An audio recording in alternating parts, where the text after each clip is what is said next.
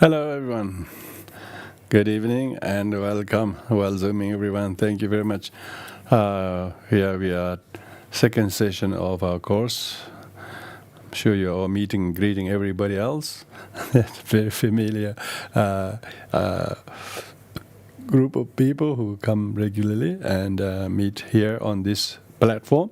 We just finished last week the first topic, which is the mind from the Sutra, the 31st chapter from the Dhammapada, or what we call the Udanavarga, which we went through from the Sutra. Tonight we're going to go over the Shastras, which are the commentary literature on the mind and mental factors. So before we start, we will do the regular prayers as everybody is familiar. Join your hands at the heart and think of the older people. Dedicate this practice and teachings to allay the sufferings of the world and people who has many difficulties, as we know, so many difficulties. In comparison to our difficulties, theirs is a real hell. You wouldn't believe thousands of people are dying in terrible natural disasters, earthquakes, and natural disasters we couldn't even imagine. Just looking at it, we couldn't look more than a few minutes. It's just too painful. So think of them and then have the courage to stand strong in your own situations and still turn to Dharma, which is very good. So thank you everybody's company. Let's do the prayer in the name of the Triple Gem to generate our bodhicitta motivation and do these prayers. Oyenda Buddha Dharma Zanga Ajere Vijay Eladama Bhavachu Ajevendala Ajare Buddha Vujuve Enda Buddha Dharma Zanga Ajere Vijay Eladama Bhavachu Ajevendala Ajare Buddha Vujuve Enda Buddha Dharma Zanga Ajere Vijay Eladama Bhavachu Ajevendala Ajare Buddha Vujuve. May all beings have happiness and cause of happiness. May they be free from suffering and a cause of suffering. May they know a powerful happiness that knows no suffering. May they dwell in equanimity, free from attachment, aversion, those near far. May all beings have happiness and cause of happiness. May they be free from suffering and a cause of suffering. May they know a powerful happiness that knows no suffering. May they dwell in equanimity, free from attachment, aversion, those near and far. May all beings have happiness and cause of happiness. May they be free from suffering and a cause of suffering. May they know a powerful happiness that knows no suffering. May they dwell in equanimity, free from attachment, aversion, those near and far. Ego intelligence and predisposition of it. Vehade yachandandarama ogrelo hegom ego. So everyone, we are looking at the mind and its mental factors. That's a kind of a very old topic from the early 4th century onwards.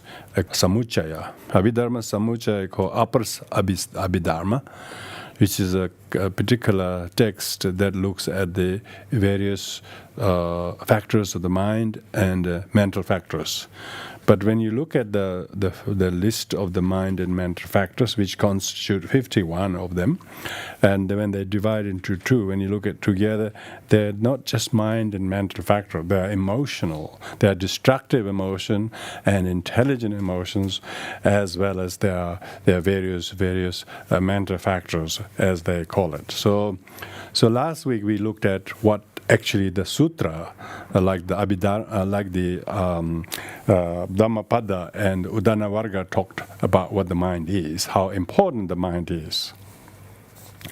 And now, from this few sessions we will have on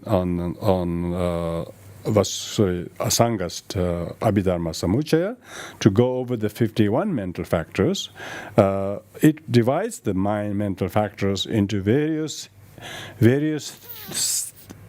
particular activities or things that the mind does, and that are subdivided into 6 categories.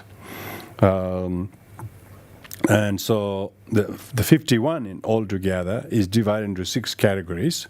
So we will be looking at these each several, whatever we could each night, all of these 51. Because they divide into 6 groups. Tonight we will try to cover a few of them, smaller segments. They call 5 omnipresent mental factors. 5 omnipresent mental factors. Omnipresent meaning that in all destructive or intelligent emotional situations, these 5 mental factors are always there concurrently. It's not some which we don't have a choice. Whether we don't have a choice not to allow these 5 mental factors, because that's part of how any thoughts, feelings, emotions, whatever you have, destructive, negative, whatever, these five of them are called omnipresent mental factors. So we will first look at those. What are the 5 omnipresent mental factors? And omnipresent meaning they are the 5 fingers. There are no time the 5 fingers doesn't knit together. So all the 5 fingers are kneading together. So it means all these 5 mental factors are always present. Whatever emotions, experiences, highs and lows, they are all there. So in Tibetan they go kundo. Kun means all, do means present. So it's always present in all mental events, emotional events, feelings, whatever the case might be. And then we will also look, hopefully tonight, the 5 other mental factors. They are called 5 object determinants. 5 mental factors that determines the objects. Yeah. So these 5 omnipresent mental factors, 5 and then object determining mental factors go hand in hand. So 5 omnipresent mental factors are feelings. Firstly the feeling. So firstly we have to know the feelings. Feelings is an experience. It's an experience that occurs in the mind. We call mental factor because feelings is events in the mind. So whether your mind, whether your primary mind and 5 sensory mind, 5 sensory consciousness, and 6 mental consciousness. Any of these 6 sensory consciousness were to contact with a pleasant object or unpleasant object or neutral object arouses the experience. So whether it brings us some pleasant feelings or unpleasant feelings, it is a kind of a events or occurrence in the mind we could not avoid. It's because we are sentient beings. So what sentientness asks is because we have feelings. But doesn't mean the object of the feelings. For instance, when we look at the object like this, the ball, it doesn't have one kind of a uniform kind of stimulants to produce pleasant feeling to everybody. But whether we look at something that is beautiful, to us is beautiful, to others is not beautiful. So object is exactly identical, but feelings we get from it could be completely different. Yeah. So that's interesting, isn't it? So therefore, we often think our feeling comes from the object, but we don't realize it's kind of an underlying thoughts we produce about the thought, about the object that actually produces the feelings. So pleasant, unpleasant, and neutral feelings. So you can have wholesome feelings that you like, and because therefore, how do you know it's a wholesome feeling? Wholesome feeling, as soon as you look at the object, or listen to a sound, or taste a food, or smell some odors, or touch a texture, or think about something, whatever that it is, even distant years ago, but every time you think about it, it brings back the feeling, pleasant feelings. So so that shows how it's called pleasant, because we always long for it even afterwards.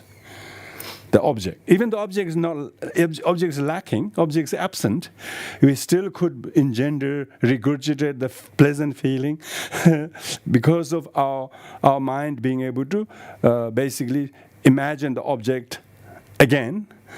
Even the object is not there, we could produce feeling. So that shows at the very beginning, it looks like object is the feeling of.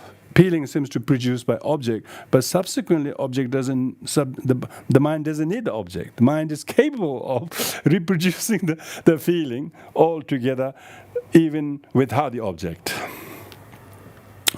So that's why there is two types of feeling: physical feeling and mental feeling. Yeah, physical feeling, you need to look at something, whether it's pleasant object or unpleasant object. So when we talk about a kind of a wholesome deeds, wholesome action that we did, and we did at then maybe 10 years ago, and we were really loved or rejoiced or praised by people, or we ourselves liked it, then even 10 years later we think about it, we could be feeling very high and pleasant. So that shows that the object is absent, but feeling about it, that could still be rejuvenated, cultivated. So question is, therefore, how much is in our mind, and how much is the object produce? Because the object is not there anymore. So that shows that all feelings are a result of our mentation. Our mind thinking about something. And then if our mind is thinking about something positive, it can feel pleasant things. We don't have to be in a fantastic place, but we could be in a fantastic mind.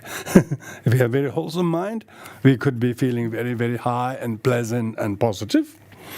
But we could be living in a very beautiful country, but our mind could be thinking negative things, so we could feel very miserable. So the feelings is pleasant feeling by exposing to a particular wholesome objects or wholesome memory.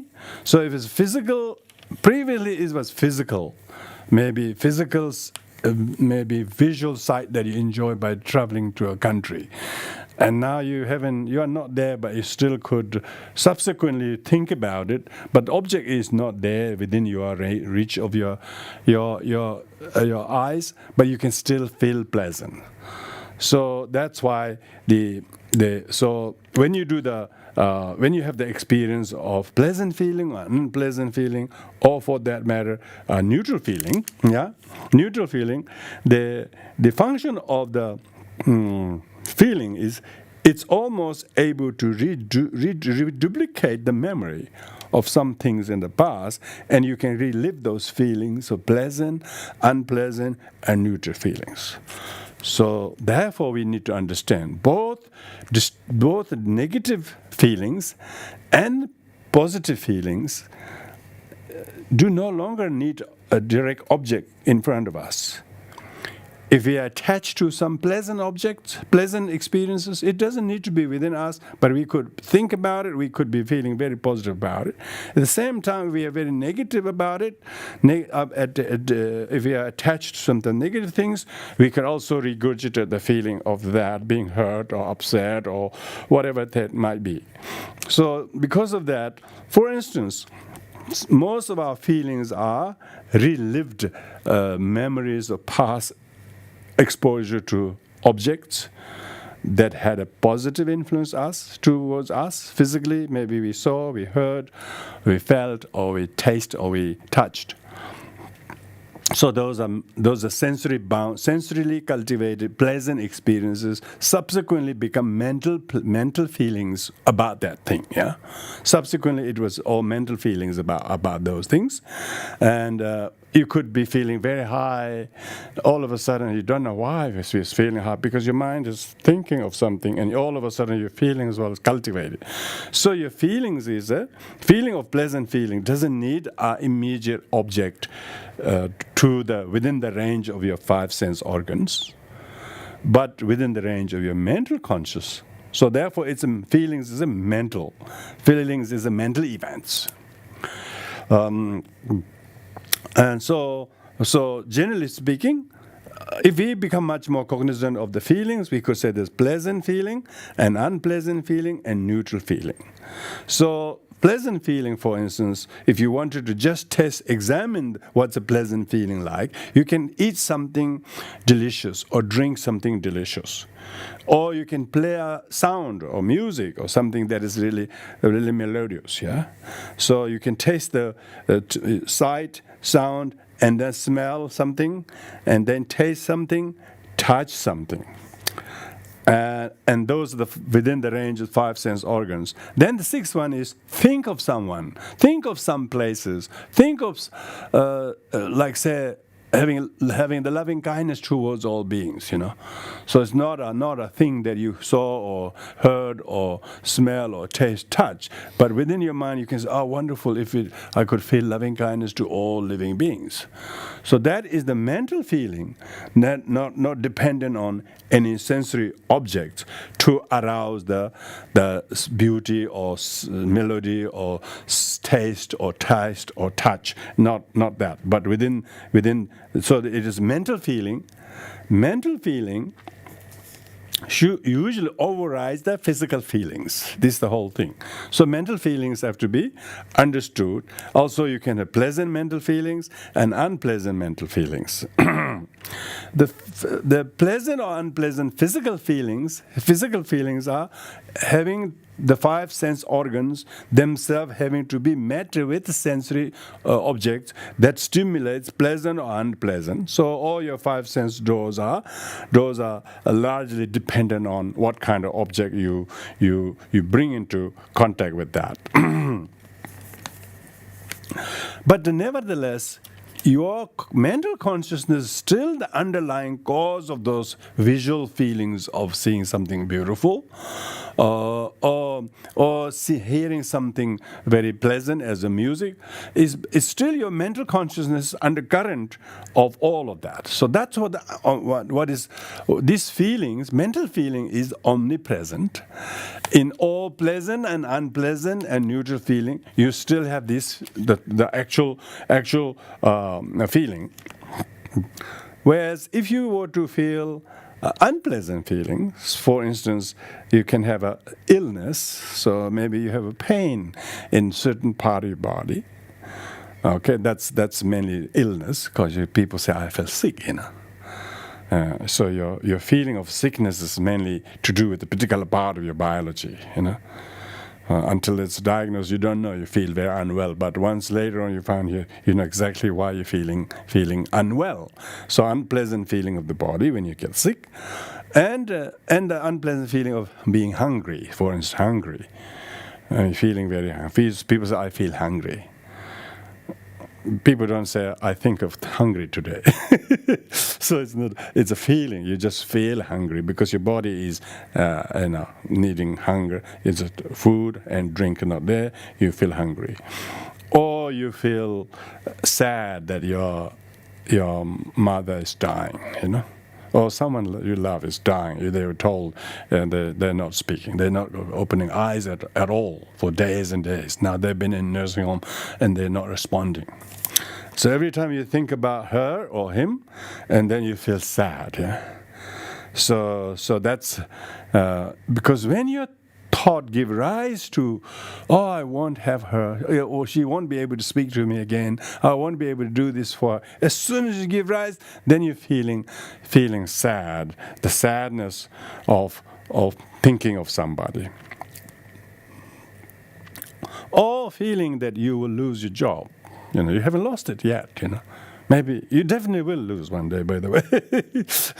So even say if you're going to lose something, that doesn't have to be job. Could be something your health, something your independence, your friendship, your position, your interests. All of a sudden you used to enjoy. All of a sudden you have a death of a motivation. So you can see the rise and falls of feelings of high doing one thing, and feeling of not wanting to do at all, and really feel that you will be happy if you didn't do at all.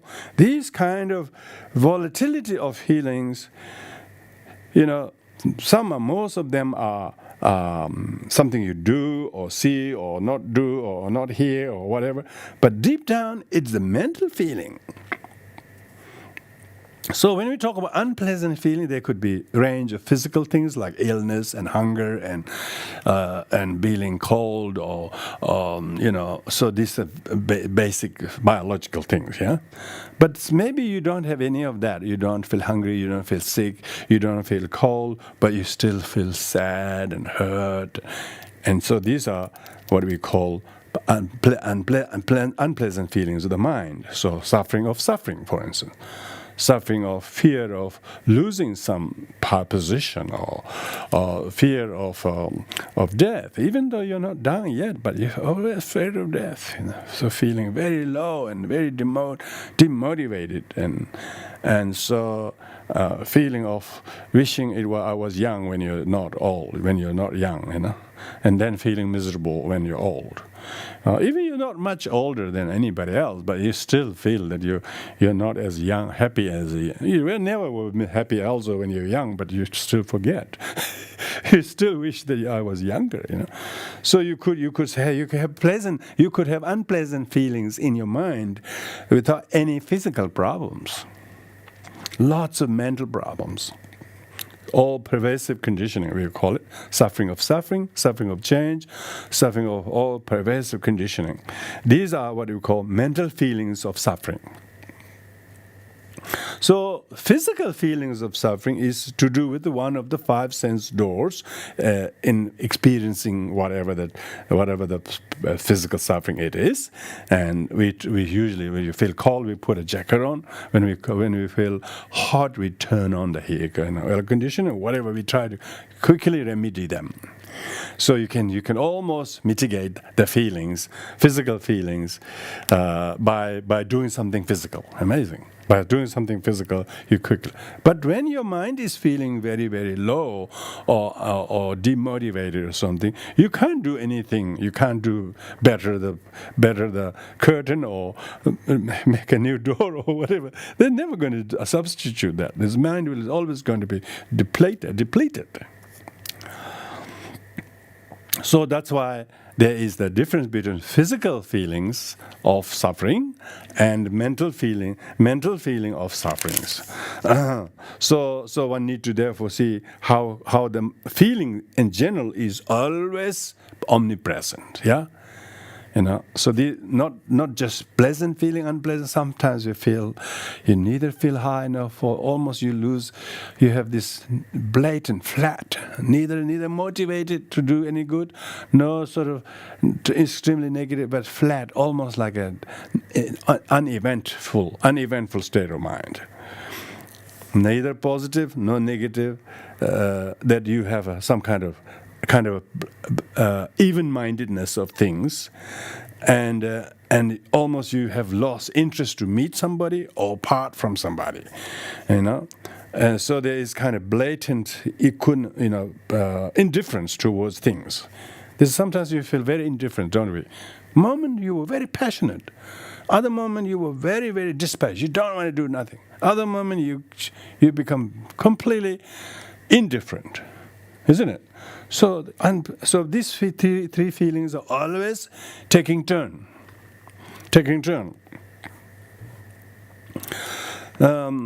Often this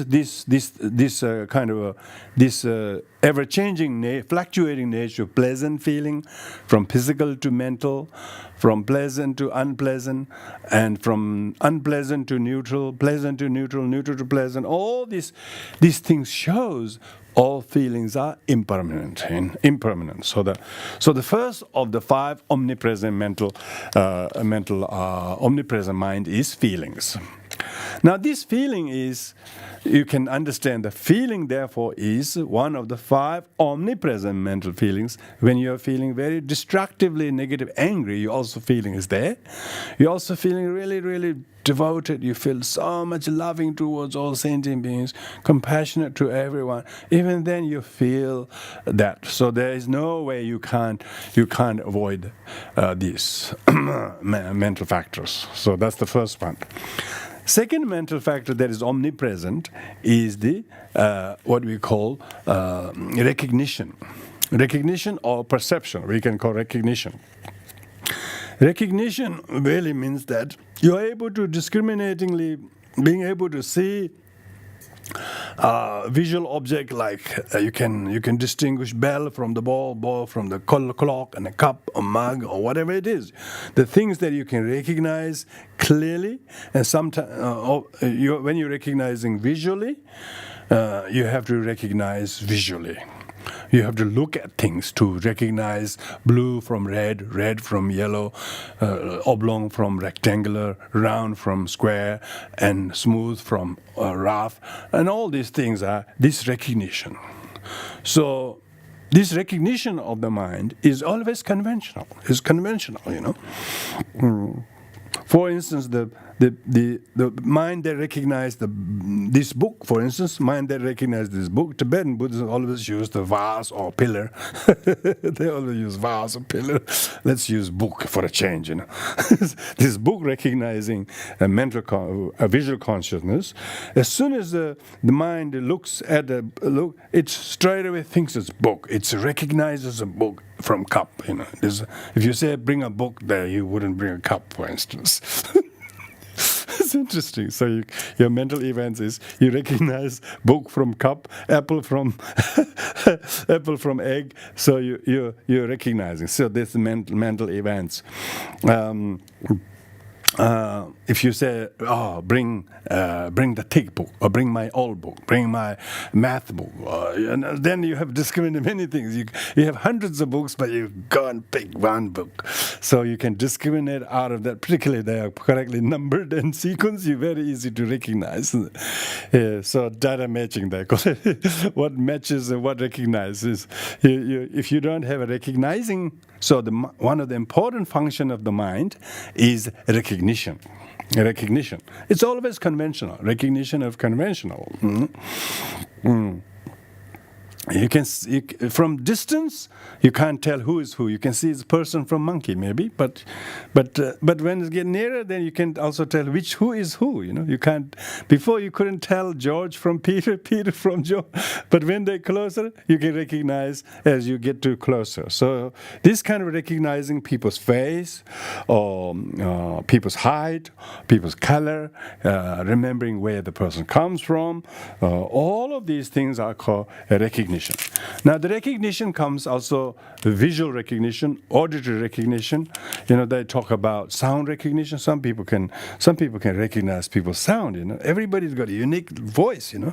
Almost if you have met 400 people, you almost can hear each 400 voice. You can almost see the face. You have voice recognition and form recognition as well as smell recognition.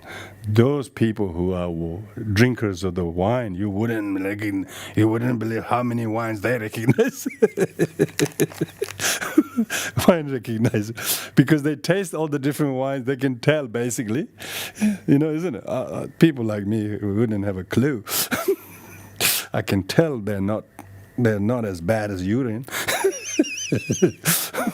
Oh, they are not as bad as salty water, but wouldn't have a tell whether it's a red or white, or unless you look. Red or white, you can tell whether look, but some you recognize by taste. Some you recognize by listening. You listen to a German conversation. If you're used to German conversation, you go, they're speaking German. But others couldn't tell, So you can see, if you cannot, word recognize means recognize. You are again recognizing. You have heard that before, you're recognizing it. So this recognition is the cause of a lot of problems. People really wish they recognize everybody, but it's better they didn't. If they are not recognizing many things, they are becoming enlightened. They don't discriminate. But when you're deluded, you have your recognition of recognizing this from that, and sight from sound, and then within the sight you recognize, within the sound you recognize. So you have all these 5 sense objects, and what particular things, because you recognize form, you recognize sound, you recognize smell, you recognize taste, you recognize touch, you recognize voice of people. Even you don't see the people. People might be thousands of miles away, 2,000 miles away. You can hear the voice. You can see whether it's your father on the other side of the line, or your friend, or whoever it is. You can tell. So likewise, when you eat food, you can recognize. So these kind of recognition, visual, verbal, auditory, olfactory, and gustatory, and tactile recognition. All of these recognition, the word recognition is one of the 5 omnipresent mind, along with feeling.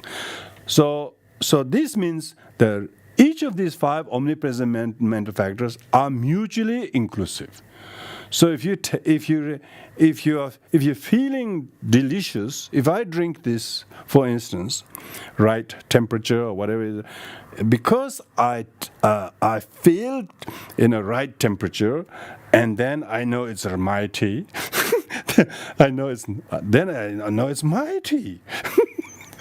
I can only recognize tea by feeling the tea, isn't it? So tasting gives us the right feeling. So therefore they are concurrent. Feeling and recognitions are concurrent. That's why called omnipresent. You can see that, and that's the physical. Likewise, mentally, you can also do certain things like certain recognition of, for instance, teaching on impermanence. When you heard of teaching impermanence, and when you really fathom it, it's not something you enjoy sight or sound. But as soon as you mentally think, teaching impermanence, and so you recognize every time you think of impermanence, it just frees you from grasping to things, and so you feel liberated. Your feeling is there.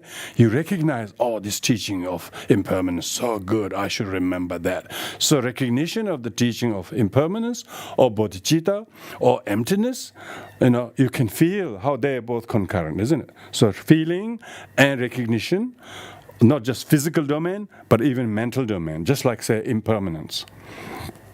For instance, people who are in the formless realm gods, the formless realm gods has certain recognition of the signlessness, because formless realm doesn't have form. So for them to be recognizing of the formlessness is not an training they have to do, So for them, the formlessness is not a recognition. Formlessness is something they have transcended, Whereas we cannot experience signlessness very easily. We always think of signs, objects.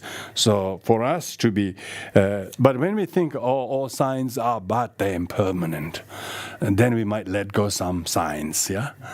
So we maybe do let go the grip on them, and therefore we can develop the recognition of realization of impermanence, realization of emptiness. So we have to basically to warm up very much to experience what is signlessness. Recognition of signlessness, recognition of, for instance, lack of ill will. Lack of ill will, you can see when you have lack of ill will, there is no stories, no narratives for me. You have this amazing feeling of love, because there is no ill will there. Ill will and loving kindness doesn't coexist. So there's more loving kindness in place of ill will. It's recognition of that, then makes you to recognize the mental loving kindness, not dependent on eyes or ears or any of the sense domains, but as mental recognition of lack of ill will, presence of loving kindness.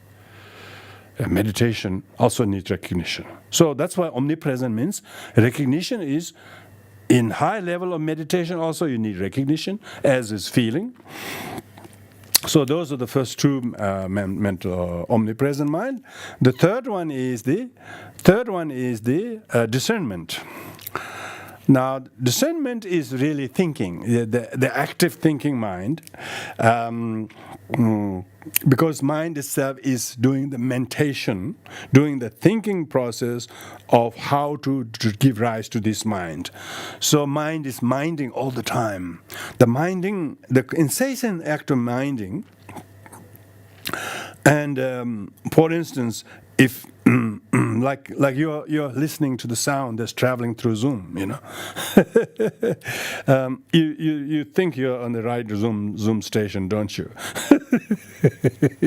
Or you're thinking that you are in the wrong room. But you're recognizing, oh, this is right. I can see George. I can see Claire. I can see these are my normal Sangha members. So this kind of visual recognition. So quite a few of you recognize each other, don't you? I don't know through what, on your screen. You're looking at your screen, you think you're recognizing people. And there are thousands of miles from here to each other, yes, but yet we think we recognize them. But we are only using this Zoom. This is the play of the wire, play of Wi-Fi. Play of Wi-Fi is producing these images, these really images that we actually think it is you and me. You and me. I think it's you. I think I'm talking. This thinking mind is the omnipresent mind of feeling that I'm listened to by people. What if everybody disappears? And then would I be thinking I'm talking? No, I have to have a thinking that are people listening, so I should be talking. You see what I mean? So this is another omnipresent mind, that I think I am with you, and I think you are all listening to me, and we are all trying to learn something useful. So I have this thinking. So this thinking, and then feeling that I'm making use of my time, hopefully to make people to understand a little bit about the topic.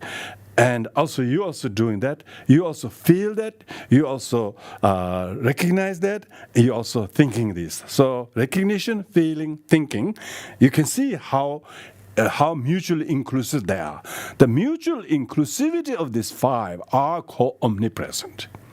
Omnipresent. So there's never any emotion, be it destructive or intelligent emotion, which doesn't have all of these five mental factors. Five mental factors. So it doesn't have to be visible, because thinking doesn't need to have a visible. It doesn't. Even if you don't use these devices, say we don't see each other, we don't hear each other. Still, I could be thinking, sitting there on my couch, whole evening. I'm just thinking. I'm busy. It's very busy traffic. So that is the mentation. That's the minding. Thinking constantly. So I don't need to have interactively, audience or people asking me, but I could still be having lots of conversation, a lot of discursive thoughts. This thinking is the fourth, yeah? Isn't it third, isn't it? Yeah, third one. Third mental, omnipresent mental factor. Omnipresent mental factor. So that will do. Now, the fourth one is called contact. So to each of those first three, feeling, recognition, and thinking, all of these three need contacting. So when I'm feeling loved, I'm thinking of people who loves me, So I have to contact the people who love me, kind, who do good things to me, So when I contact those positive objects, so I need to have an object to contact too. So my eyes have to contact visual positive object, and my ears have to contact audible things, and vice versa. So I need to contact. My mind has to contact positive thoughts. So feeling lonely is not lonely. He's busy contacting bad thoughts. Busy contacting bad thoughts. So he's not lonely. He's very busy. He's busily contacting the wrong numbers. Then he's troubled. So contact. So mental factor of contact. Mental factor of contact. So, but if we don't contact that bad thoughts or objects, we don't feel sad or lonely or whatever, because we don't contact. So we contact Buddhas and Bodhisattvas. We invite all the enlightened ones in our room. We think of all the enlightened ones one by one, and we meditate. See, wholesome thoughts comes from positively contacting the Buddhas and Bodhisattvas and the loved ones and their kindness, the gentleness. When you do that, so therefore contact is whether it's the object of each of the sense organs you contact to, and your sense organ itself and the consciousness. Object, sense organ, and sense consciousness. When these three, Yuang Hiesum integrated. Yu means object, Wang means organ, Xie means consciousness. When sense organ, sense object, sense consciousness contact together, then it produces the feelings, recognition, and mentation. Isn't it? And some are you don't have to use sense organs. Yeah, blind people or deaf people also have these five mental omnipresent mental factors. They don't have to be sighted to have this five omnipresent mental factor. That's what we call mental factors. We don't call visual factors. We don't call them five omnipresent sensory factors. We don't call them because this is about mind and mental functions. This is not about sense and sensory factors. But when we talk about contacting, if you contact the Buddhas and the Bodhisattvas, if you contact your loved ones, if you contact your objects of care and duty and compassion, you straight away brings a feeling of love or responsibility or generosity, isn't it? Straight away you think of your young ones, your elderly ones, you straight away, what can I do? You straight away feel, you straight away recognize what your duties are, So that's the contact. So depending what we are contacting. So that's very important mental factor, contacting. Because it's the coming togetherness of the sense organ, sense object, sense consciousness, and then we produce concurrently the kind of feelings, whether they're pleasant or unpleasant. If you're contacting, so that means if you're feeling hurt, it's you're contacting bad thoughts. And object that you have designated negative. Not because they are negative, because you're mentally forming what we call mental formation. You're mentally forming a negative about the object, then the object doesn't even have to exist. Even at the absence of the object, we are able to contact bad mental objects and stay in that negative state of mind. So that shows the mental formations is how the mind itself formulates or creates sanskara. That's in Sanskrit called sanskara. Sanskara means mental formation, how we actually form them in the mind by contacting. People are always contacting something. Always looking whether they have the contacts or not. So for the eyes, it has to contact form. For people who are attached to taste, they have to go to place to drink. They have to go to place to buy drugs. They have to go there. They have to know who sells them, who provides them. If they don't have the contact, they do not produce the destructive and negative emotions. So the contact and those three others, they all work together. And the fifth one is the Ila Chepa means then meditation. Again, is then thinking one is now engrossed in that thought. So you're now thinking totally in it. You could not take your mind out of it. You're just completely in your mind, in your head. And so the mind is now completely seized by these things, and you're not able to you're not able to step aside from that thought. Your mind is now completely seized. So we can call this attention. Last one, the attention. So you have feelings, recognition, mentation, contact, and then attention. So these five are five omnipresent mental factors. They are always concurrent and inclusive. They're mutually inclusive, whether it's pleasant thoughts or unpleasant thoughts. These five are five omnipresent mental factors. So if you just recap that, these five omnipresent mental factors are all concurrently going together, like five fingers all kneading the same dough. So unless the little finger, little finger has a strike, he strikes and he doesn't want to involve. That's okay. He's not much use anyway. Anyway, so all five finger like mental factors are involved in any of them. When you generate bodhicitta also, I'm sure when you're very angry, you're doing all of these five factors there. If you're angry at someone or something, or angry whatever, nothing, but still you're angry, it's all these five are there. You're feeling angry, You recognize why you're angry. You may be mistaken that why you're angry, but you think that something made me angry. So your recognition might be diluted, but still you are there, and you are contacting the bad very thoughts of staying angry. And your mind is not able to switch it off. It's constantly doing it, and you are totally one-pointed in that. Attention. Your attention is completely there. Likewise, when you generate bodhicitta also, you can see how all these five factors. You need to think about the merit of generating bodhicitta.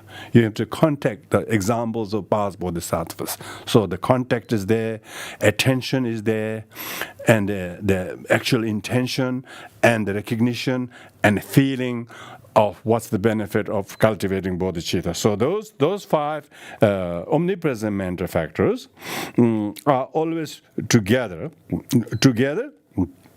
When they come together, and they also, if you want to stop the feeling of any particular thing, positive or negative, all of the five also stops together. Even when we're stopping together, all the five uniformly stops together. Whatever you want to stop, whatever you want to maintain. If the primary mind focusing, for instance, on the book, is on the book, then all the five are also thinking, looking, recognizing, and all of. But as soon as you withdraw from thinking of the book, then also none of the omnipresent mind is with regard to the book. It has totally withdrawn and gone to something else together. So they are therefore the omnipresent in that sense.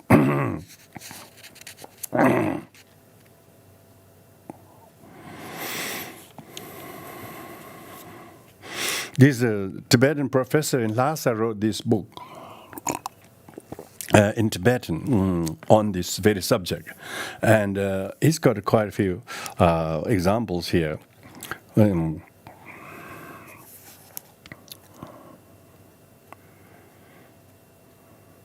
He says it's just like a well-functioning machinery, like a car or engine, when all the right parts are working together, the wheels work, steering works, everything works.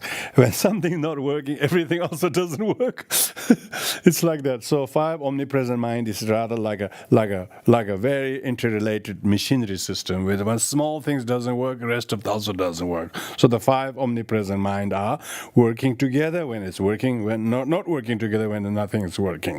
So because these are the 5 primary omnipresent mind. So the other secondary mind is not like that, Secondary mind is not like that.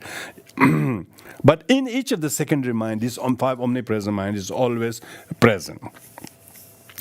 So that will do for the 5 omnipresent mind. Now, second is 5 ascertainment.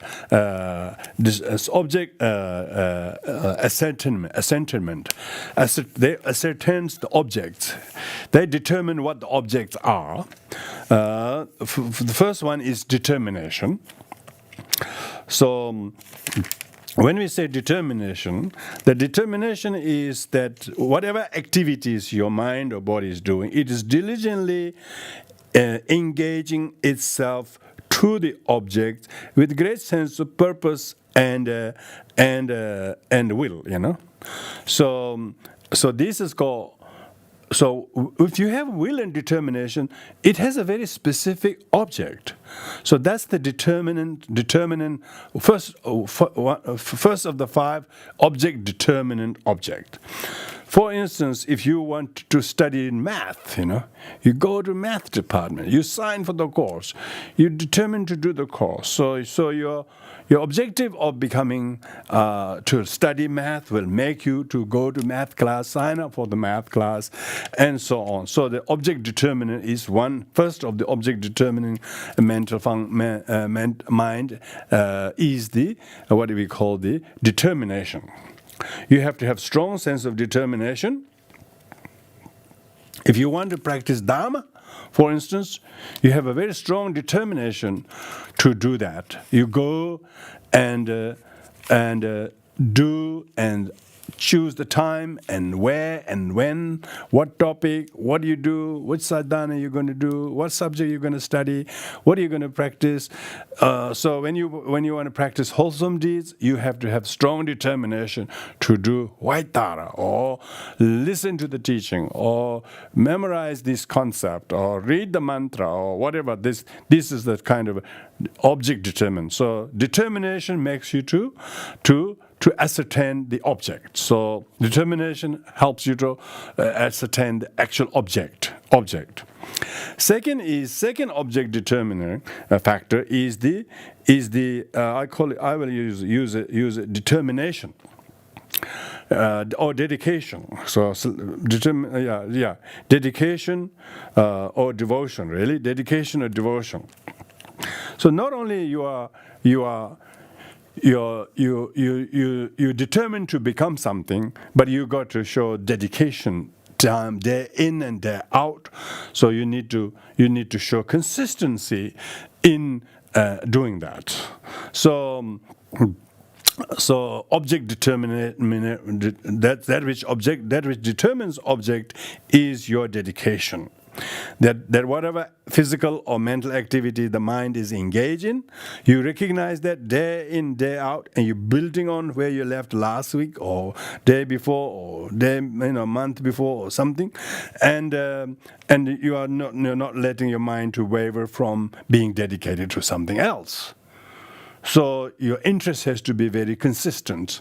So the mental function of the mental events, the mind factor is the determination first of what you want to do, and showing then followed by dedication. You have to have strong dedication so that you are not waverable. You're not distracted by something. So distracted by something. It is of course very similar to your attention. Yeah. Previously when we talk about omnipresent mind, so the attention is one of the 5 omnipresent mind. Here the object determiner is the dedication, because dedication not only is omnipresent but also is very much a consistently applying that in your mind. And the third object determining factor is mindfulness or recollection. The definition of recollection is that the mind does not get distracted from what one meant to do. One doesn't forget what one meant to do, where one did. And because of the unforgetfulness, the mind is now gaining some momentum, because the momentum is familiarity. 3 types of familiarity. The object is familiar, the form is familiar, the activity is familiar. So person become familiarity makes themselves become much more accustomed to it, so it doesn't feel alien or so foreign and difficult, because they already are used to the object, used to the form, and they don't forget that. And as a result of, they have greater fluency to be able to doing that in the activity itself. For instance, when you think of emptiness, yeah. First, when you have not had the mindfulness, you don't have nothing to remember emptiness. Emptiness, what's that? But once you have heard and read and thought about emptiness a lot, and you have heard, the meanings and purposes, not only emptiness as idea, but its purposes, so that we don't develop grasping to things as real and permanent. It is not saying things doesn't exist, but things are empty of permanence. Things are empty of inherent existence. So when you become mindful with that, every time you think there's so much sense. It's not kind of blind faith. It's such a useful thing not to develop clinging to hold on to me or past as real when it's not there. So it's because everything changes. Therefore, it's empty of permanence, not empty of existence. Empty of permanent, inherent, in unitary existence. Empty of unitary existence. So it means empty of dependent, and not empty of independence. Yeah. Not empty of dependence. Dependence and emptiness are synonymous. So when your mind is familiar with that, you are accustomed to that, you recollect with that. So that's kind of then you know the emptiness. The object of meditating on emptiness is very easy for you, because you now know you're not foreign to the emptiness teaching, because you have heard it before, you know the nature, you know the purpose, you know its function. As soon as your mind lends its attention with the 5 omnipresent mind before to that object which is meditating on emptiness, therefore you have the mindfulness of the emptiness meditation. Yeah? Mindfulness, so that's the object, determining the objective and object of meditation, which is emptiness. So emptiness doesn't go over your head. Every time you think of emptiness, it makes so much sense and use. It doesn't feel it's nihilism or pessimism. It actually is affirmative of all the things.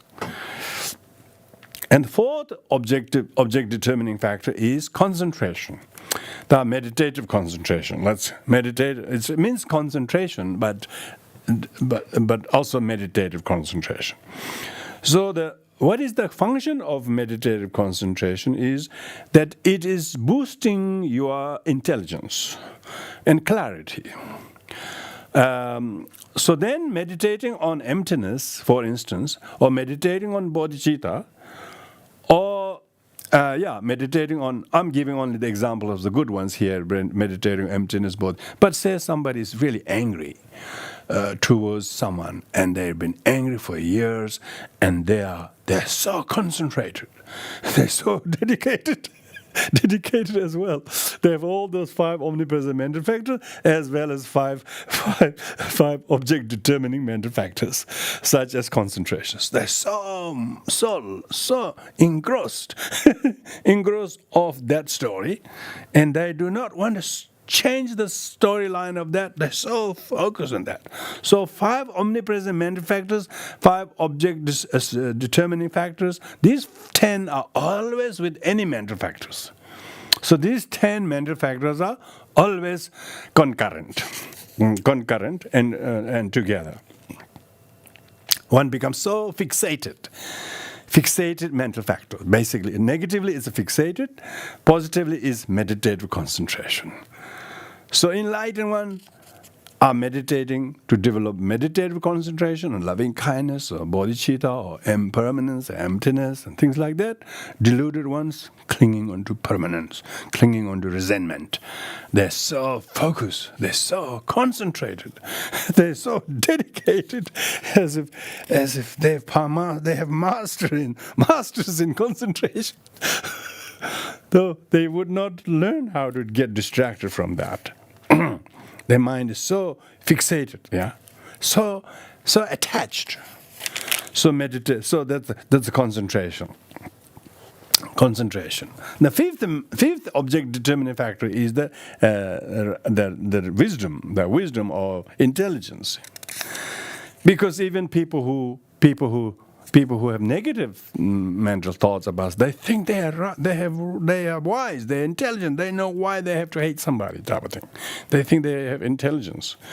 They are object determining. They're determined. They know so much about the object, which is not real truth, but they think they know the thing. But here, in the case of what wisdom in a positive sense, what is the wisdom is by examining the object, one actually thinks what knows about the object is valid and true.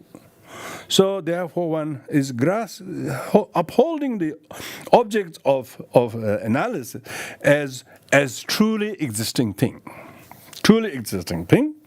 And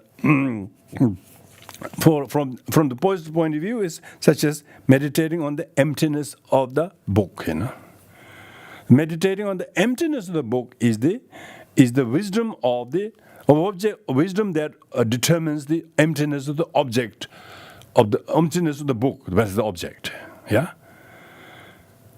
So that's from the point of view of the useful use of the wisdom as the object determining factor. Because meditating on the emptiness of the book, then the book is made empty of true existence by meditating on that. Whereas the deluded people who uses the wisdom, they think the book is truly existing. Book is mine. Book is truly existing. What you did is truly you did to me, and you are totally responsible. So so all these first 5 omnipresent mental factors and these 5 object determining mental factors are the 10 mental factors, 10 mental factors that goes with every mental events. Now that's quite a, of course it's like splitting the hair, Try to see, next time you can examine whether whenever you're going through a particular state of mind, whether all of these 10 factors are present or not. They definitely are. So this is, they call upper Abhidharma. Upper Abhidharma. Abhidharma means supreme science.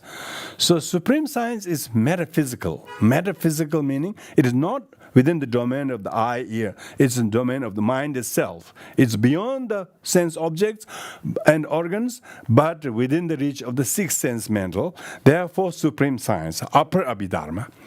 The lower Abhidharma, in like Vasubandu's Abhidharma, it talks about matter, it talks about earth and the planet and their shape, their size, the distance. These things are lower Abhidharma.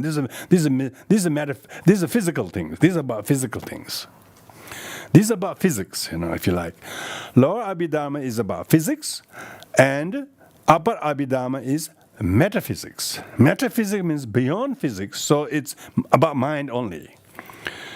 So when we talk about these 5 omnipresent mental factors and 5 object determining mental factors,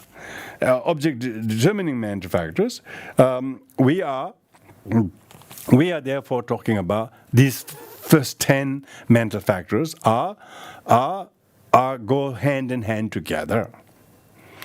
First 5 as omnipresent, second 5 as determiners of the object. determiners of the object. Yeah, determiners of the object.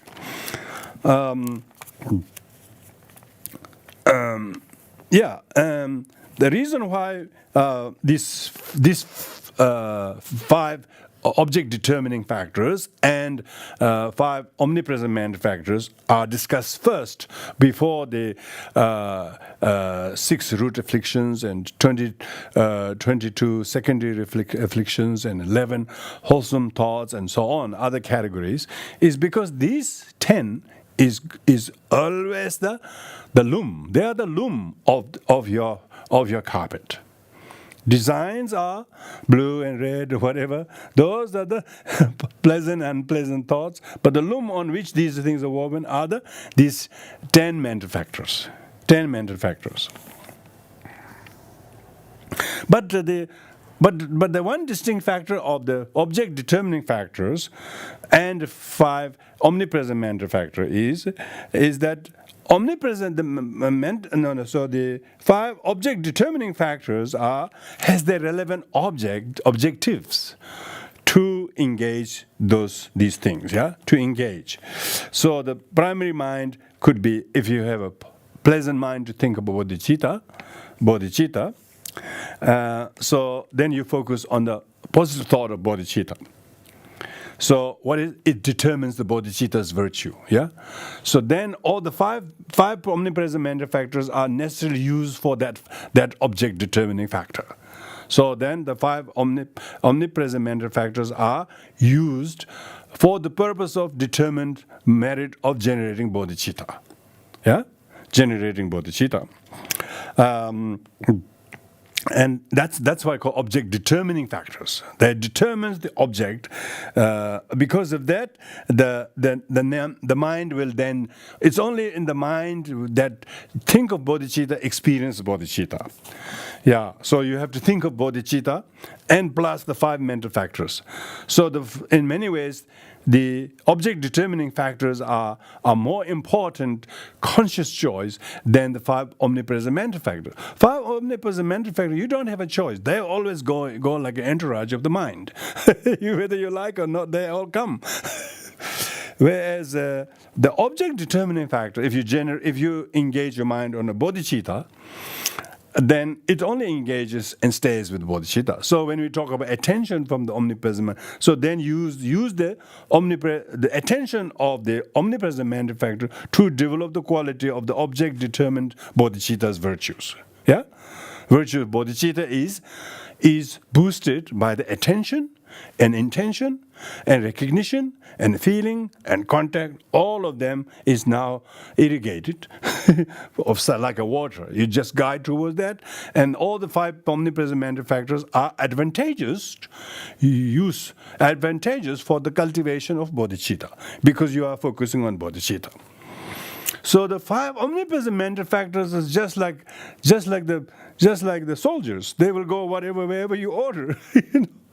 Whether you use the soldiers to help with the fire and famine or whatever, or soldiers to go and kill. It's a totally different matter. So one that determines what it's doing is the latter 5 object determining factors. So object determining factors we talked about. So if you have the determination, if you have the devotion, if you have the kind of the concentration and mindfulness and wisdom applied to generate bodhicitta, then all the 5 omnipresent mental factors comes like a worker to develop concentration on bodhicitta and mindfulness of bodhicitta. Mindfulness of bodhicitta, because mindfulness is also on the bodhicitta, concentration on bodhicitta, wisdom on bodhicitta, determination, dedication, all of these 5 towards generation bodhicitta now utilizes the force of the 5 omnipresent mental factors. Because why they are called omnipresent? Because they are omnipresent when you generate for the bodhicitta, for instance. Therefore, the 5 omnipresent mental factors is 5 omnipresent cause of bodhicitta. Now the opposite is also the case. if you're feeling very hurt by some events in the past, then your object determining factors, firstly, like you're determined to prove they are wrong, that he wronged you. You always think he wronged me. If the person is thinking like that, then those 5 omnipresent mental factors also hijacked for that purpose as well. And then the person is completely fixated with it. His determination is like that. You will see how many people are driven with their negativities. The 5 omnipresent mental factors also used for that very said purposes. So that's why I call it's 5 omnipresent. Omnipresent mental factor doesn't have a choice on their own as the object determining factors are. But the object determining factors and 5 omnipresent mind are themselves like an alphabet of your mind. And we talk about emotional literacy, so you have to first understand these 10 alphabet of your mind, or understanding the nature of the mind. Then, when you later on learn what are the 6 root afflictions, 22 secondary afflictions, and 11 wholesome emotions, like the wholesome mental factors. So if you wanted to now direct the mind to any of the wholesome mental factors, like faith and so on, then all of these 5 omnipresent mental factors, plus the 5 object determining factors, are all directed towards developing faith. You see what I mean? So that's what I mean by these 10 mental factors we discussed tonight. They are the real alphabet of it. They are like that which enables you to become literate of how to employ the soldiers for the purposes, for whether you want to combat enemy within you or whether you create enemy outside. So when you understand your mental factors, you realize, because you've been the object determining mental factors, you are so determined to prove him wrong, as anger would. You know, some people who are angry at somebody, you can tell the moment they open the mouth, they're so angry at someone. And they are dedicated, they are determined, they're so focused, they are so concentrated. They have so many research they have done to prove that other one did wrong. So they did all those five object determining factors, They wanted to ascertain, they want to prove how wrong the object is. So when we say 5 object determining mental factors are, meaning how these 5 mental factors used to determinedly use against the object, whatever it is. Now, when Shakyamuni Buddha sat under the Bodhi tree and meditated, he used these very 10 mental factors, 5 omnipresent and 5 object determining factors, for the purpose of winning bodhicitta. So therefore, enlightenment is about understanding your mind and how to not let the 5 omnipresent mental factors to be hijacked by any of the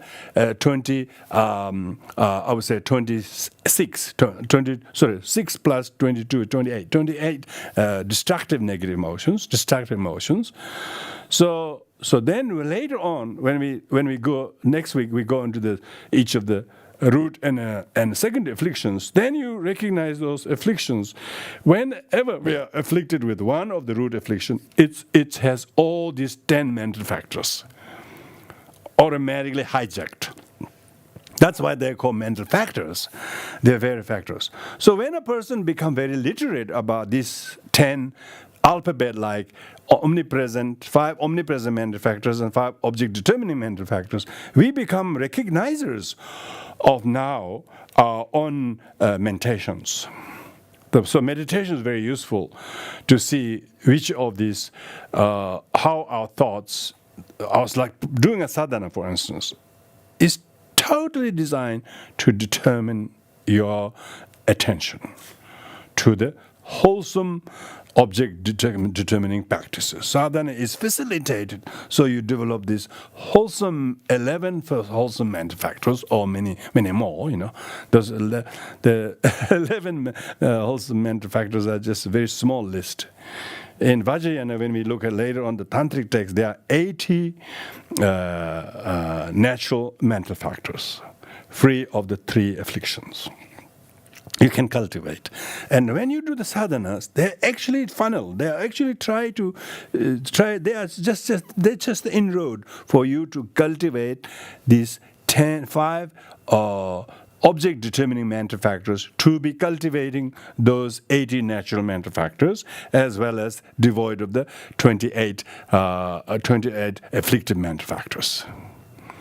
So if you're not literate, meaning if you don't know how to read your mind, what thoughts you're hosting and posting, that are deluded and that are positive that you need to train towards, you wouldn't know how to utilize your own concentration, your rational mind.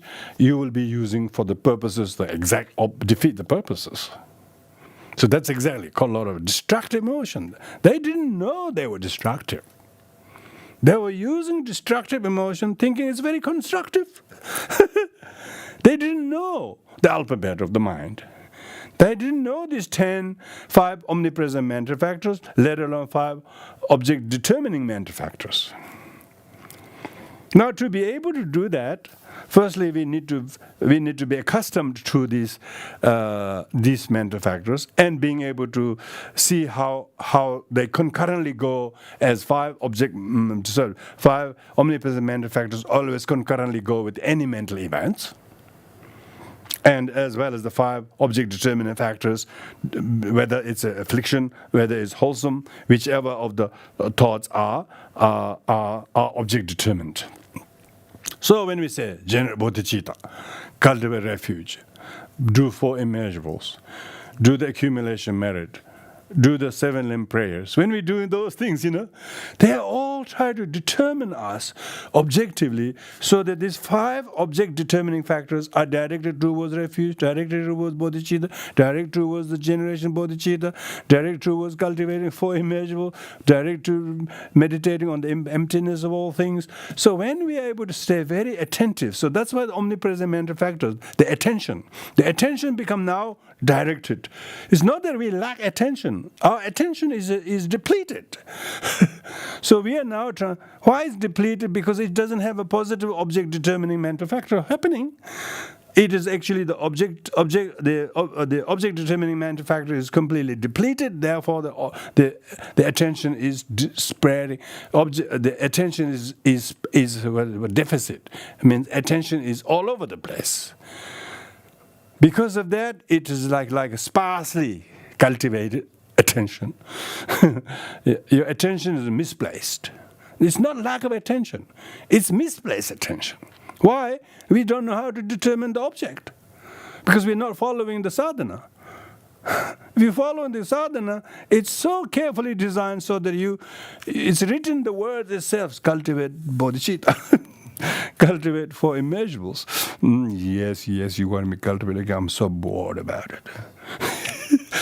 So the mind is actually resisting, So people don't want to do the sadhana. They're too smart, you think? You think the sadhana is boring. It's written in 4th century Indian. Gosh, who want to do that? I'm so smart type of thing. No, they're intelligent. They are great bodhisattvas in human form who did this. So we have to have faith.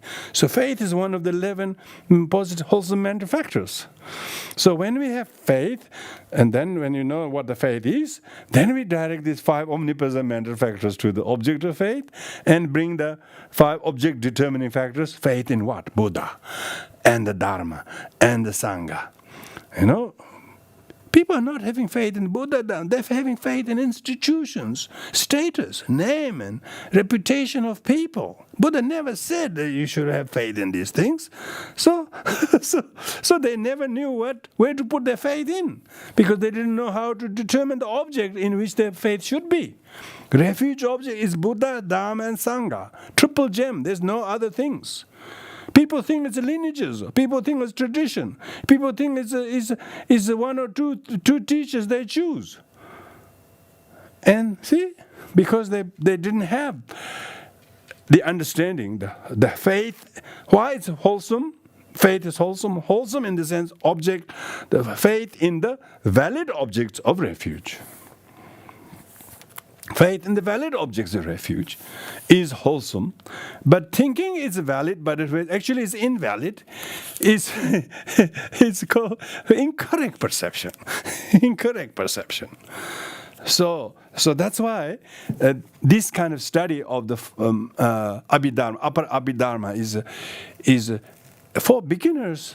When they really don't pay attention, they think it's very dry. This is like another dry psychology. They think like that. But if you think in relation to your sadhana practices, then you will see, when I'm doing my refuge, I need to bring, all the out of the 11 mental positive wholesome factors, how do I use the 5 omnipresent mental factors? It has got attention,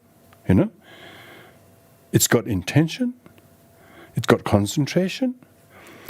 All of this you bring together, and then you can see the understanding of the mind and mental factors as called upper Abhidharma. Upper means higher metaphysical Abhidharma, not physical Abhidharma. Most of the Vasubandhu's writing in Abhidharma is lower Abhidharma. They call lower Abhidharma, it means physical. It talks about matter, talks about 5 sense objects and earth and the sun and the moon and all these things. Study of geography, if you like, is not even good geography, really. That's His Holiness Dalai Lama says. So upper Abhidharma is or the metaphysical. So it's all about the mind. It is beyond the physical, but within the domain of the person who is cognizant and is eager to cognize the mind, understand the mind itself. So this is the exercise I suggest that you need to look at these 10 factors we discussed tonight. There are quite a lot of literature available on this factor, these books, in this text. In English, there's quite a few books. There's one book called Mind and Its Functions. And this is by one very celebrated Tibetan Geshe called Geshe Rabten, who used to be one of His Holiness Dalai Lama's assistants. He passed away many years, but his book is Mind and Its Functions, called Geshe Rabten. And also there is the list of these mind and mental factors. If you did a Google search, you'll find quite a few lists there, depending how detailed they are discussed. But here it's not so much the not knowing what the list is, but being able to use it as a practitioners of Dharma, which I believe most of us are, or trying to.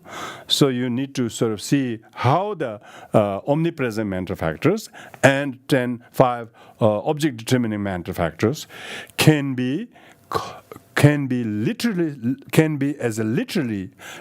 try to know what they are, in terms of using for your ability to generate any of the wholesome thoughts that our sadhana practice is designed to do. If you have faith, you will stick with the devotion, faith, and then do the sadhanas.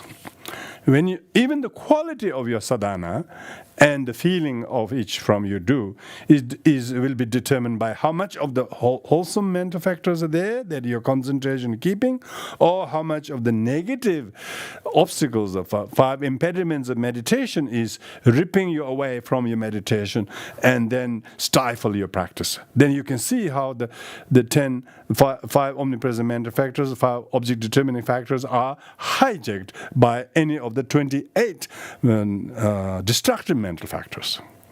If it won, people have doubt. This is not for me. They all of a sudden they decide not to do, for instance. If they have a half a dozen other things they do, of course it doesn't mean you have to burden yourself with volume or practice. So I'm not saying that. You just know, I really need to be realistic. I need to put this much for my this, and I will do this. But all the teachings are all wonderful, but I can only manage to do this, and I'm going to stick with this. That shows that your faith hasn't been depleted in one practice to another. Your faith is not in. Your faith is in the triple gem and the Dharma. Full stop. It's not which one, not like that. So you don't do that. Then you can see your wholesome mental factors, which we will go through one by one in more detail, because when you understand that what are the 11 wholesome mental factors and what are the 28 unwholesome mental factors to avoid from, because you can't avoid what you don't know. So we have to be very, very literate what the 6 root afflictions are and what the 22 secondary afflictions are. And we need to be be intimate with them, not because we conceptually know it, but we actually have experienced them. We have experienced others in the destructive negative emotions, and you can see how much they just so dangerous, so destructive to their goodness or to their usefulness. It is.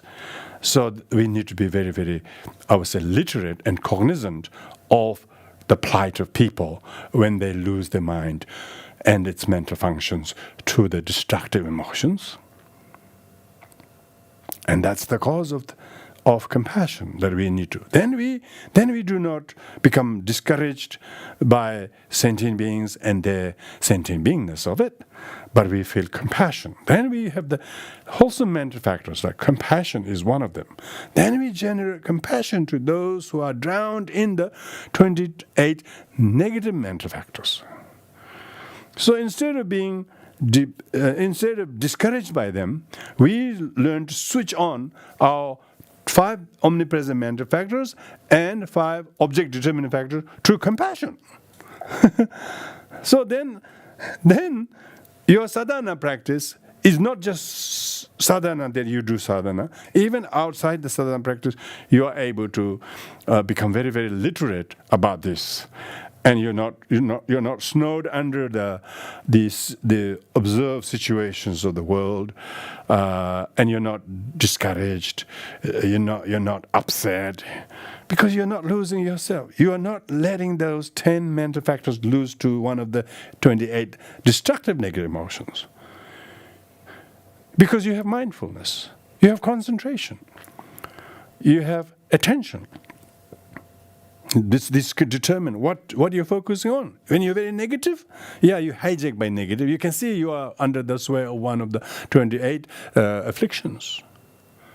So easy to tell, because you are now literate. You are not looking at things and people. You're thinking of your own thoughts, what it's doing. You know how to distinguish between object and subject and the thoughts about it.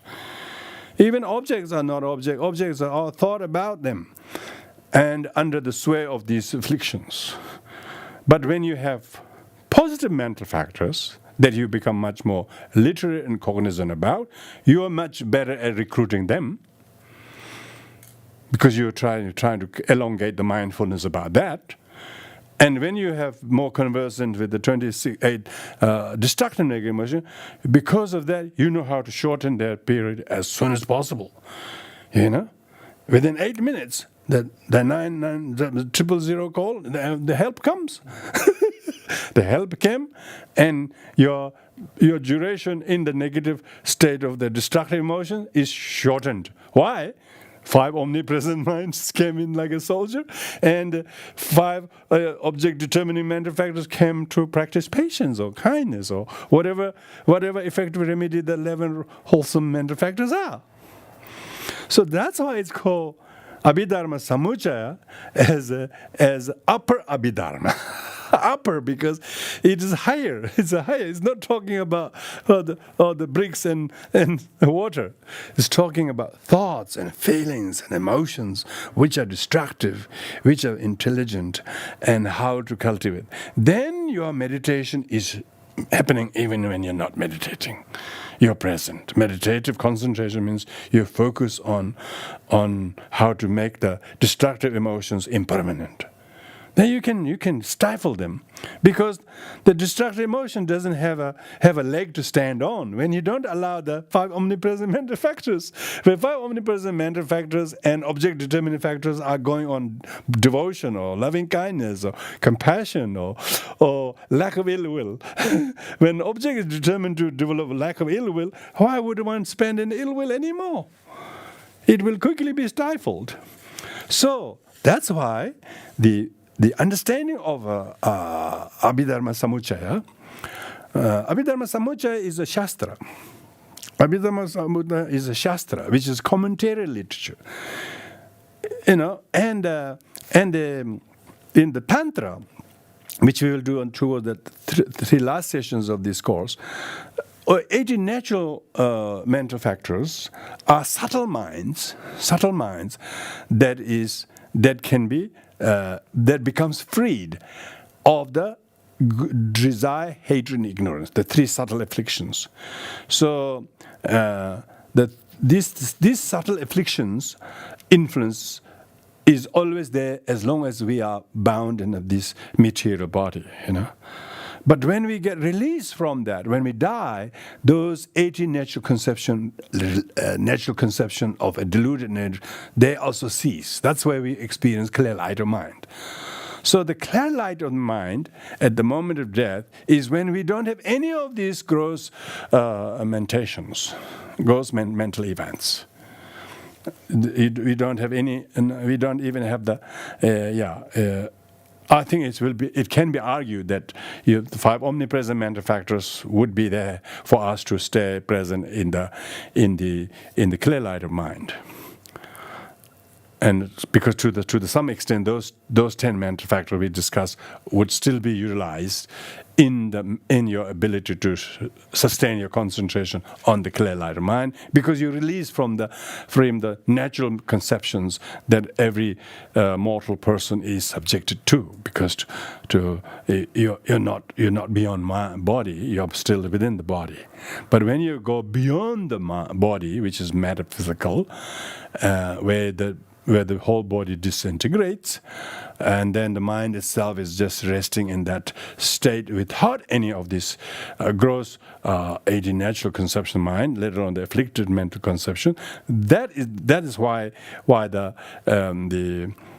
pure nature of the mind, it's unadulterated by any of the 22 secondary afflictions. Opportunity exists and manifests at those times. So that's why our familiarity with these five object-determining mental factors and five omnipresent mental factors, which we talked about, are very, very important. Even in the everyday life situations, whether you are making progress in your happiness, in your kindness, in your gentleness, how much peace you have, how much improvement of your kind thoughts to the others exist or not. It's all to do with your mental formations. All to do what kind of mind you are giving rise to, either consciously or unconsciously. Negative ones usually unconsciously.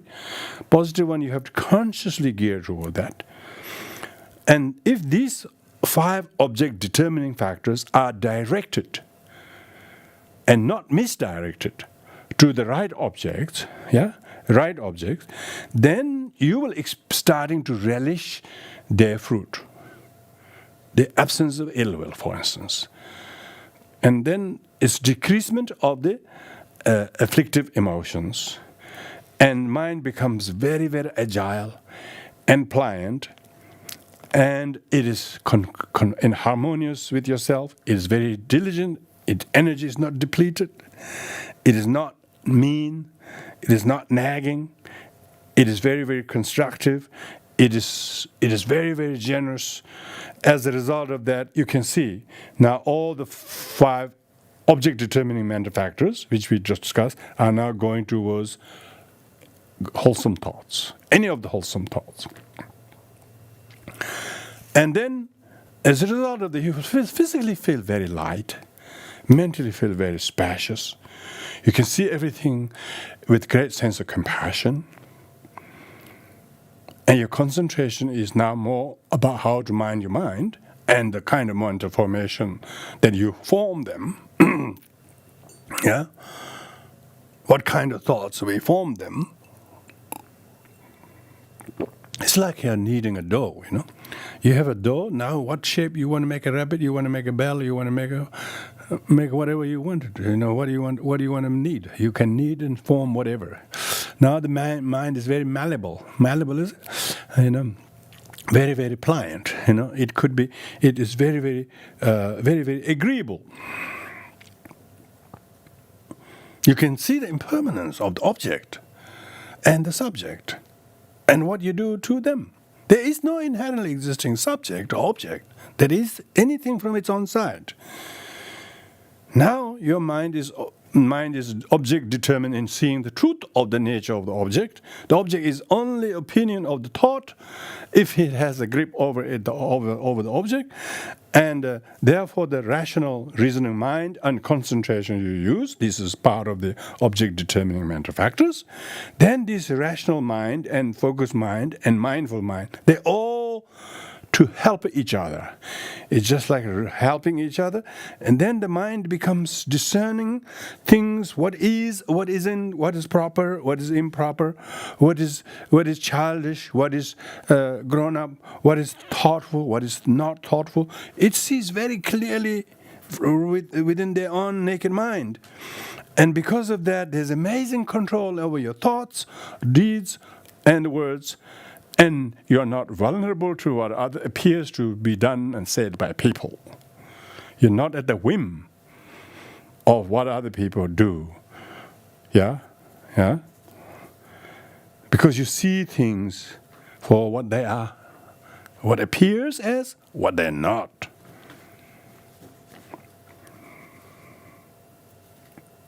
What a person does to ordinary people as harm will not be taken as harm or hurt.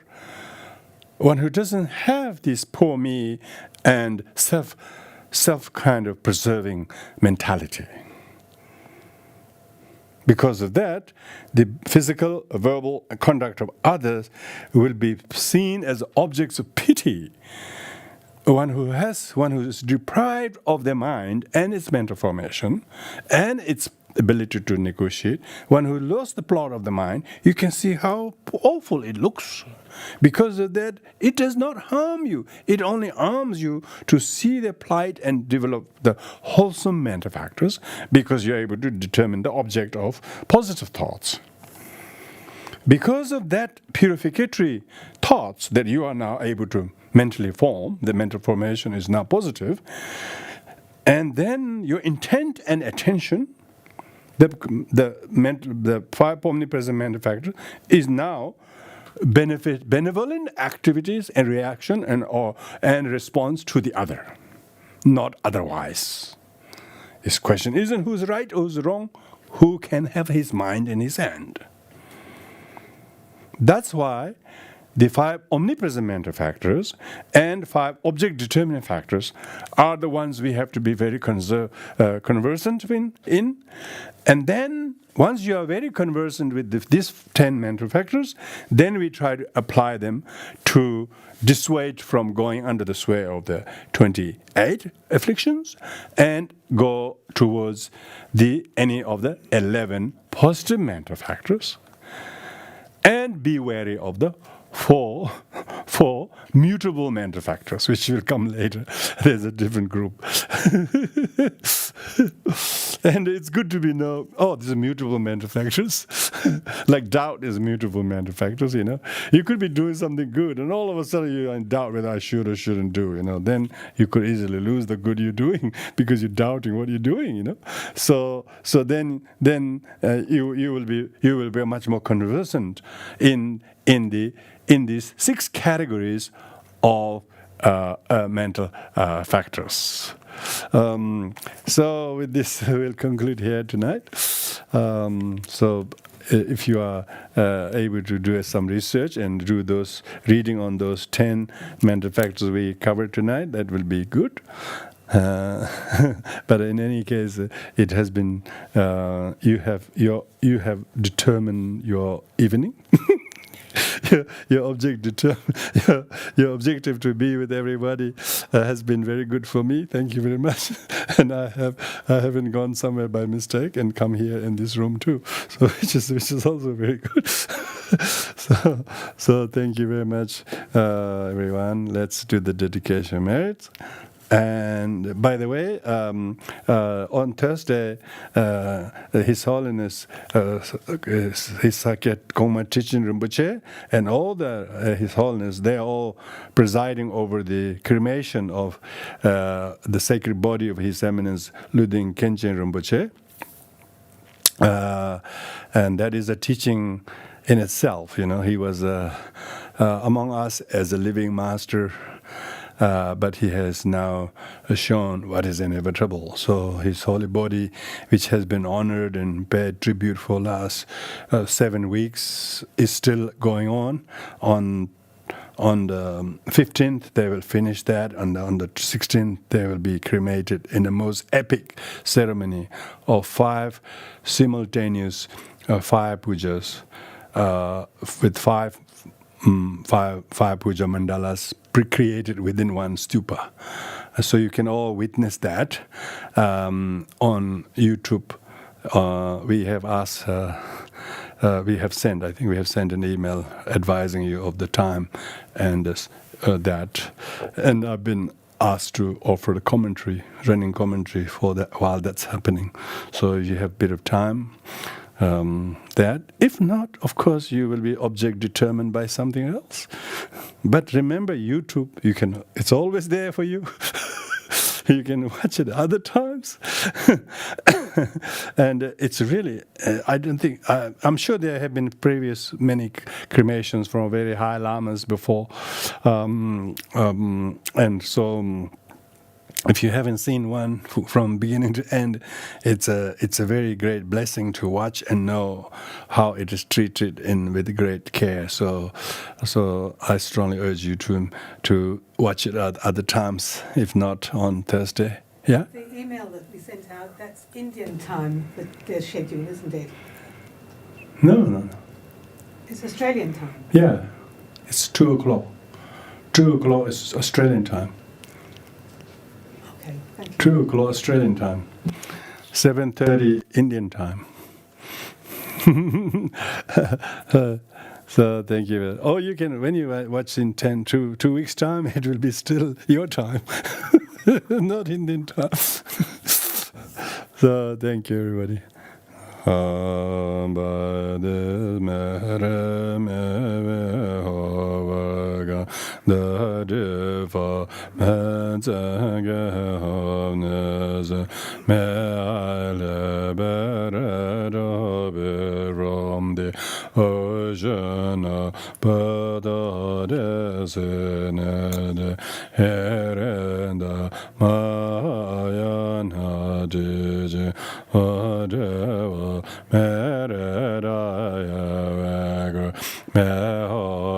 Because the love Maya Najij Courage Manjuj Renew Asama Drabadra de Lava Follow it all the example I should dig all the Mede Salam Bodhi Jeda Teba Veda no Yadazo Where has been bo made angry really without generation.